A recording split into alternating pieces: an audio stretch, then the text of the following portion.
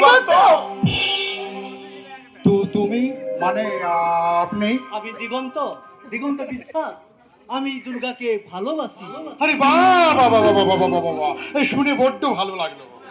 হ্যাঁ, তবে আরো ভালো লাগবে যখন জানতে পারবে এমন একটা ধর্ষিতা, আই মিন নষ্টা মেয়েকে তুমি নির্দ্বিধায় বিয়ে করতে চলেছো। Please stop it.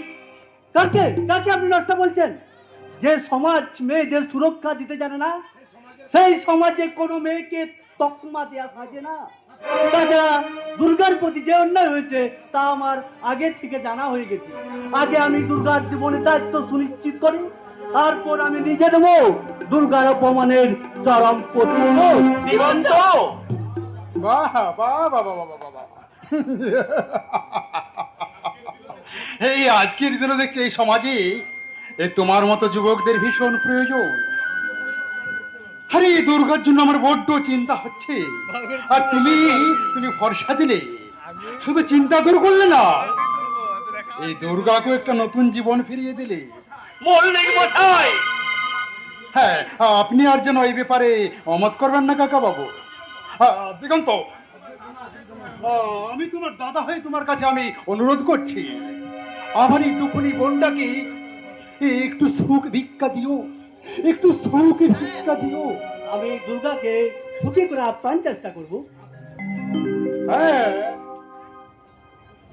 আসি রে বোন, এই নিজের শরীরের দিয়ে একটু খেয়াল রেখো। হ্যাঁ, ওই ফল আর হরলিক্স নিয়ম করে খেও। হ্যাঁ, আসি কাকা বাবু। হ্যাঁ, এই দুর্গা বোনের বিয়েতে কিন্তু আমি আবার আসবো।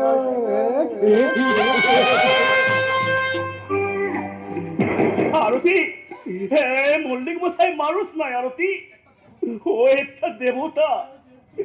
আর ওই দেবতুল্য মানুষটা যতদিন আমাদের পাশে থাকবে আর আমাদের কোনো অভাব থাকবে না। আরতি, আরতি, তুমি তুমি ওই দিগন্তের খাবারের ব্যবস্থা করো, আর আমি শিগগির কিছু বাজার থেকে মালপত্র নিয়ে আসি। আরতি, বাজার থেকে মালপত্র নিয়ে আসি। এত দুঃখের মাঝেও মানুষটার মুখে একটুখানি সুখের হাসি ফুটেছে। ওগো ঠাকুর, এই হাসিটুকু যেন তুমি কেড়ে নিও না দয়াময়, এই হাসিটুকু যেন তুমি কেড়ে নিও না। তুমি, আমি দিগন্তর জন্য রান্না করতে যাচ্ছি। আমার জন্যে এত ব্যস্ত হতে না মাসিমা। ব্যস্ত কি বলছো বাবা, ব্যস্ত কি বলছো? সেই অঘটনের দিন থেকে আজ পর্যন্ত আমাদের বাড়িতে হাড়ি জ্বরেনি। আজ তোমার সঙ্গে বসে দুমুঠো আমরা শান্তি মনে খাবো বাবা, শান্তি মনে খাবো, শান্তি মনে খাবো। এ কি হলো দুর্গা? তোমার জীবনে এত বড় একটা অঘটন ঘটে গেল, অথচ তুমি আমায় একটিবার ফোন করে জানালে না। তার আগে তুমি বলো দিগন্ত, আমার মতন একটা অপবিত্র কলঙ্কিনীর কাছে কেন তুমি ছুটে এসেছো? কে বলে তুমি নোংরা? স্বর্গীয় ভালোবাসা কখনো পবিত্র নোংরা হতে পারে না দুর্গা। কিন্তু উচ্ছিষ্ট তো হয় গো। আমি চাই না আমার এই উচ্ছিষ্ট ভালোবাসা দেবতার পায়ে নিবেদন করতে। দুর্গা, এ তুমি কি বলছো? হ্যাঁ, যে কথাটা আমি অনেকদিন আগেই বলতে চেয়েছিলাম, কিন্তু বাবা মার জন্য সেই কথাটা আমি তোমায় বলতে পারিনি। তাই আজ তোমাকে বলছি, দয়া করে আমার মতন একটা নষ্ট মেয়ে, অপবিত্র মেয়ের কাছ থেকে তুমি চিরদিনের মতো চলে যাও। না দুর্গা, না, এ হতে পারে না। আমি তোমাকে প্রচুর ভালোবাসি দুর্গা। তোমায় ছাড়া আমি বাঁচতে পারবো না দুর্গা।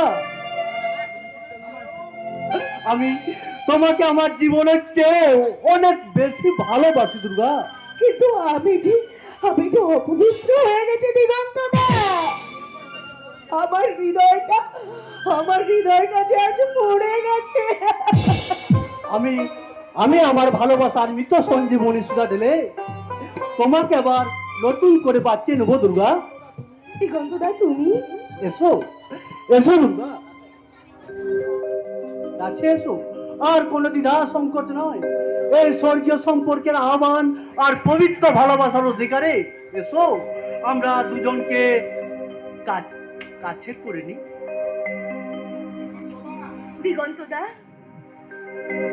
আমরা দুজনা স্বর্গ খেলনা গরিব না ধরণীতে মুগ্ধ ললিত সুগলিত গীতে পঞ্চস্বরের বেদনা মাধুরী নিয়ে রচিব না মোরা পিয়ে চারিদিকে নদীর হাল ভাঙা যদি মৃত্যুতে দাঁড়িয়ে বলিব, তুমি আছো আমি আছি, তুমি আছো আমি আছি, তুমি আছো আমি আছি। গানে তোমায় বেঁধেছি, সুর দিয়ে যে সেধেছি, গানে তোমায় বেঁধেছি, সুর দিয়ে যে সেধেছি, ভালোবাসি এই কথাটা নয় তো আমার রাখিব।